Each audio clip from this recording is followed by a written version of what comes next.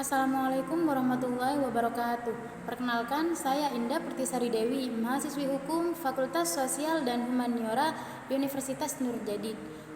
Kali ini saya akan sedikit memaparkan tentang peraturan perundangan tentang perpajakan. Mari simak video berikut. Yang pertama saya akan sedikit menjelaskan tentang pengertian pajak.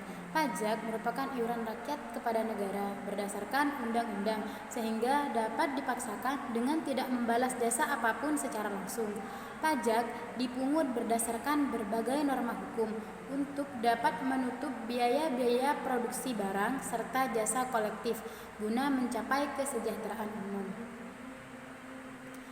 Menurut Undang-Undang Nomor 16 Tahun 2009, pajak adalah kontribusi wajib pajak kepada negara yang terutang oleh pribadi atau badan yang bersifat memaksa dan berdasarkan undang-undang dengan tidak mendapatkan imbalan secara langsung. Dan pajak digunakan untuk keperluan negara bagi sebesar-besarnya kemakmuran rakyat. Yang kedua yaitu fungsi pajak. Adapun fungsi pajak adalah sebagai berikut. Yang pertama, fungsi anggaran. Fungsi anggaran merupakan fungsi terpenting bagi negara dan juga disebut dengan fungsi fiskal karena pajak ini merupakan sumber keuangan bagi negara. Yang kedua yaitu fungsi mengatur.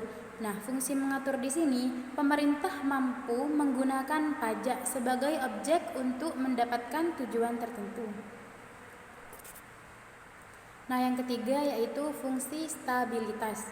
Fungsi stabilitas di sini, pajak itu digunakan oleh pemerintah untuk menstabilkan atau mengatur perekonomian di dalam negeri.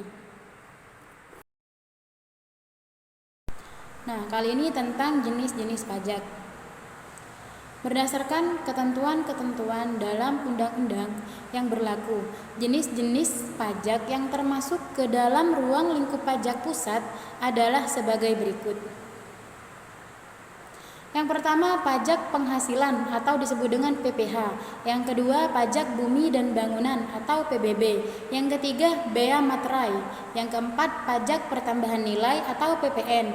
Dan yang kelima, pajak penjualan atas barang mewah PPNBM.